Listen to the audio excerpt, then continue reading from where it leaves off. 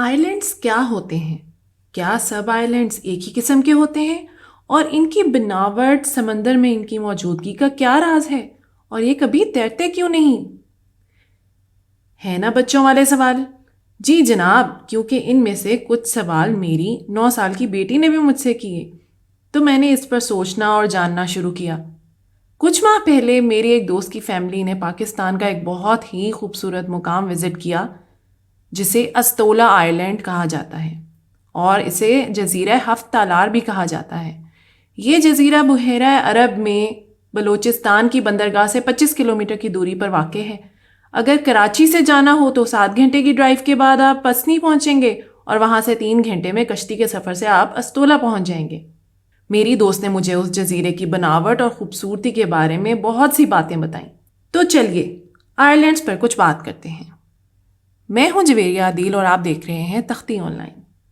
Ireland یعنی جزیرہ خشکی کا وہ حصہ ہے جو بر اعظم یعنی کانٹیننٹ سے چھوٹا ہوتا ہے اور چاروں طرف سے سمندر سے گھرا ہوتا ہے۔ دنیا میں آئرلینڈز کی کئی شکلیں ہیں جنہیں ان کی تاریخ اور بناوٹ کے حساب سے کیٹیگرائز کیا جاتا ہے۔ پہلی 2 اہم قسمیں ہیں کانٹیننٹل آئرلینڈز اور اوشنک آئرلینڈ۔ تو چلیے پہلے بات کرتے ہیں کانٹیننٹل آئرلینڈز کی۔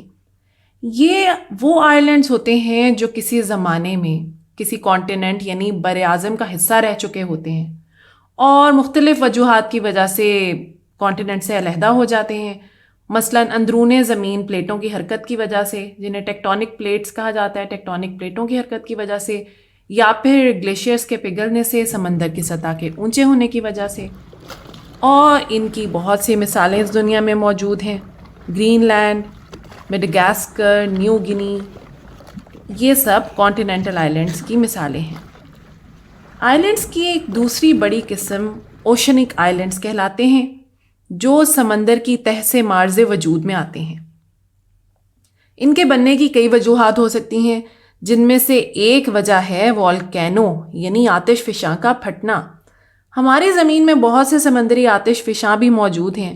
جب سمندر کے اندر آتش فشاں پھٹتا ہے اور لاوا نکلتا ہے تو وہ سمندر کے پانی میں ہونے کی وجہ سے ٹھنڈا ہو جاتا ہے اور راکس کی شکل اختیار کر لیتا ہے، اور یہ راکس سمندر کی تہہ سے بننا شروع ہو جاتے ہیں اور آہستہ آہستہ آتش فشاں کے پھٹنے سے اپنی سطح بلند کرتے رہتے ہیں۔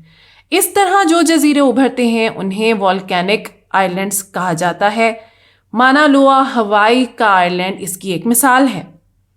کچھ اور اقسام میں سے اہم قسم ہوتے ہیں کورل آئلینڈز۔ پیسیفک اوشنز میں موجود ہاؤلینڈ آئلینڈز اس کی ایک مثال ہے۔ اور آپ کو یہ سن کر حیرانی ہوگی کہ یہ آئلینڈ زندہ چیزوں سے یعنی لیونگ کریچر سے بنتے ہیں اور انہیں کورلز کہا جاتا ہے۔ یہ دیکھنے میں تو راک جیسے دکھتے ہیں لیکن یہ لیونگ آرگینزمز ہیں۔ یہ کلسٹرز یعنی گچھوں کی صورت میں ہوتے ہیں، اور اگر قریب سے دیکھا جائے تو ان میں موجود چھوٹے چھوٹے ہولز میں بہت ہی چھوٹے سے جانور بھی موجود ہوتے ہیں جو کہ کورلز میں چپکے ہوتے ہیں۔ یہ کورلز اپنے آپ کو سمندر کی تہہ میں موجود راکس کے ساتھ چپکا لیتے ہیں، جوڑ لیتے ہیں، جیسے درخت کی جڑیں زمین کے اندر ہوتی ہیں، اور جڑنے کے بعد یہ تعداد میں بڑھنا شروع کر دیتے ہیں اور تہہ در تہہ راک کی طرح سمندر میں جگہ بنا لیتے ہیں اور آخر میں کورل ریفز کی شکل اختیار کر لیتے ہیں۔ آپ اس کی ایک مثال ایسے لے سکتے ہیں جیسے اکیلا بلڈنگ بلاک جڑ کر بڑے بلاکس بنا لیتا ہے، اور کورل ریفز تہہ در تہہ اکٹھے ہو کر لاوا راکس کی طرح سمندر کی تہہ پر آئرلینڈ کی شکل اختیار کر لیتے ہیں، اور انہیں کورل آئلینڈز کہا جاتا ہے۔ یہ کورل ریفز سمندر میں چونکہ راک سے جڑے ہوتے ہیں، سمندر کی تہہ میں راک سے جڑے ہوتے ہیں، تو انہیں ہلانا بھی تقریباً ناممکن ہی ہے، اور یہاں رہنے والے جانوروں اور پرندوں کو یہ خطرہ بالکل نہیں کہ یہ آئلینڈز کہیں تیرتے ہوئے کہیں اور نکل جائیں گے۔ ہاں، ایک بہت ہی ریئر اور خاص قسم کے آئلینڈ بھی اس دنیا میں موجود ہیں جو کہ تیر سکتے ہیں۔ ان کو کہا جاتا ہے فمڈیز، جو کہ انڈیا میں پائے جاتے ہیں۔ یہ آئلینڈز بہت سے جانوروں کا مسکن ہے، جیسا کہ ہرن اور پائتھون جیسے بڑے سانپ۔ ایک فمڈی آئلینڈ پر تو بچوں کا اسکول بھی قائم ہے۔ یہ آئلینڈز والکینوز یا کورل سے نہیں بنے بلکہ سمندر کے اندر موجود پودوں سے اور سمندر کے اندر جو ڈرٹ موجود ہوتا ہے ان سے مل کر یہ آئلینڈز بنتے ہیں۔ اور یہ آئلینڈز ماؤنٹینک آئلینڈز یا والکینک یا کورل آئلینڈز کی طرح سمندر کی تہہ سے نہیں جڑے ہوتے ہیں۔